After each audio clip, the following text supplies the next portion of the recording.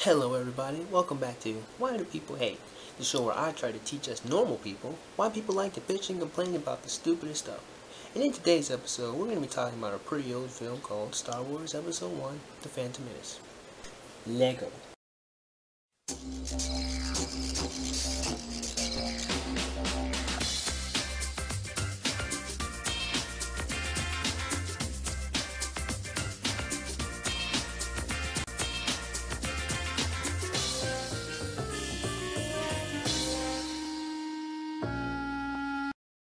Okay, so this video might run a little longer than 5-6 minutes, probably 7 minutes. I try to keep these videos within the 5-minute range.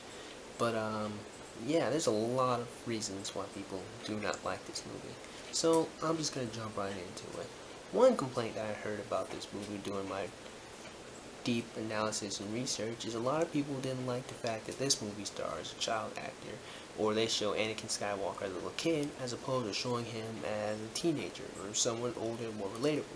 However, my reply is it makes a lot of sense that they would show Anakin Skywalker as a kid, because these are prequels. They're trying to show where Darth Vader came from. You know, the structure of a Fall from Grace story is a lot different from a coming-of-age story that the original Star Wars was.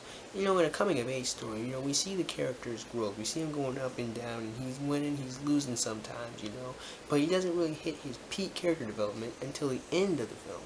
However, in a Fall from Grace story, the character has to keep rising. We have to see where he's going, how he's developing. You might have him grow a little bit, but he's going to reach his peak about midway, and then we're going to see a decline in the character, because that's how the stories are set up. They're a Fall from Grace story. So, when the prequels, when Star Wars Episode 1 showed Anakin as a kid, I bought it. It made sense, because they're trying to show us his roots and where he came from, you know? So I don't really know why people are pissed about that. Among other things, the major focus of Episode 1 really wasn't on Anakin Skywalker, but I'll talk about that later in the video. So, the second point of contingency people have with this film is the fact that they felt it was a little unfocused, and it didn't really have like a definitive main character.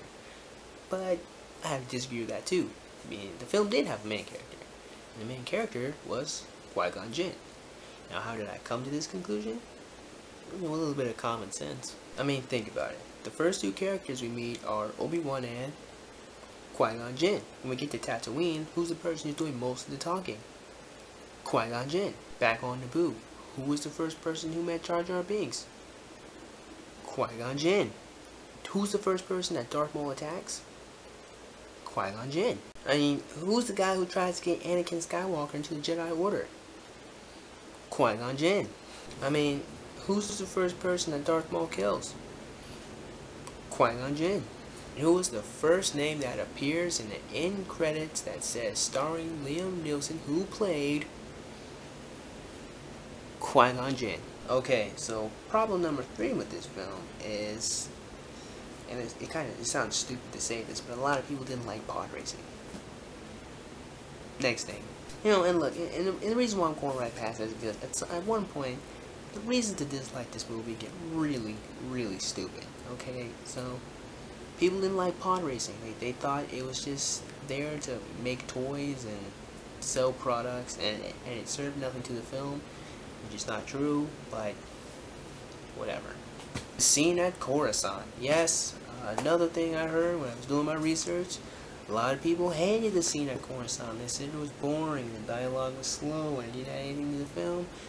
Look, the reason why Coruscant scene was there when we're doing a lot of the political banter and whatnot, what it serves is it lays the foundation of how Palpatine came into power and became the senator and whatnot. So it had a purpose there, but you have a point there. The dialogue was kind of boring, but it just laid the groundwork there. It doesn't break the movie. I mean, it was just boring, and there are lots of movies that have really boring parts that at some point you're gonna have to take a break from the action and actually develop some of these freaking characters. So they didn't like the scene with Coruscant. Right, now this reason right here, the next reason I'm going to say, is pretty legitimate.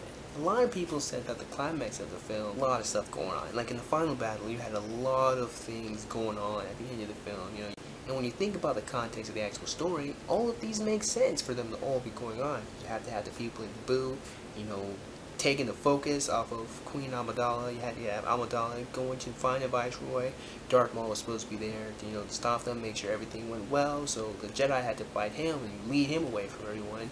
And, you know, the people had to attack the station because they were the ones controlling the droid army in the first place. However, the way it was all edited, it just felt all jumbled. It just felt like a complete mess and a whole bunch of stuff was going on.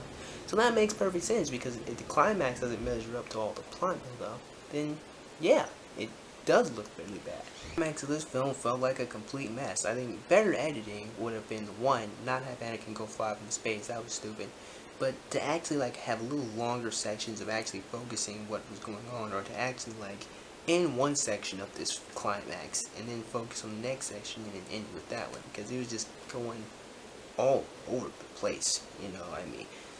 So that was ridiculous, and I can understand why people didn't like that. Anakin flying into space, that wasn't even necessary, but not break the movie. It was just a stupid plot point. Another legitimate reason I found for a lot of people to dislike this movie was the fact that a lot of the details in this movie seem to be put there simply to connect with the older films, like Anakin Skywalker making C-3PO, or R2-D2 just being there, just being there, to be quiet. Like, he was literally just there in some scenes, you know. And there are more scenes like that where they're just kind of like there just so they can just show us where it all came from, and it just seemed really forced, and it just made the film really narrow. It didn't really get to go anywhere, you know. So now, the last reason, which honestly pains me to say, a lot of people dislike this movie and were bitching about this movie, was because of Jar Jar Binks. Yes, so many people bitched and complained about Jar Jar Binks. I mean, grown-ass men. Seriously. Come on. Like I said in the first episode, comedy relief that's not funny comes off as awkward. But the way people bitch and complain about Jar Jar Binks is fucking ridiculous. Jar Jar Binks, he wasn't that bad. He was not that bad. He's not that serious. So many people were complaining, and he's not that serious. That's all I had to say. Like I said, man, like, it's not like Jar Jar Binks set black people back 50 years, okay? He's not racially offensive or anything like that. He's just stupid, and he's kind of annoying. Alright, basically, this is what I gathered, okay, man? Like, a lot of film critics, a lot of regular people did what my ex-girlfriend used to do to me. And what she used to do is she would used to take any tiny little thing I did, anything, a Facebook status, something stupid. She would take it and she would fucking run with it, okay? She would run marathons with it, alright? What she would, like, she would get upset and she's so angry at something so small and minuscule and stupid, it didn't make sense. And that's basically what a lot of these reasons are. But here's the truth. Here's the real reason people didn't like The Phantom Menace. It's because everyone expected a great film. Instead, they got an okay film. And because their expectations were set so high, and then we hit here, they think that it's terrible. But I mean, I went into this movie with a mindset that it's garbage, and it actually turned out to be really good. So I guess, in the end, when it really turns out, it's just perspective. You know, if you go into something expecting it's going to be great, and it's not, you think it's bad. You go into something and it's bad, and it's actually not bad, it looks really good. But I mean, the film in itself is actually really good. You know, it's just, there are some bad points to the film, but it's not the garbage that so many people say that it is. Like, I've seen the worst film of all time, and it still gives me nightmares. Alright everybody, I want to thank you for taking time to stop by and watch this video. Go ahead and click that like button, click that subscribe button, watch some more videos, and I will see you guys pretty soon.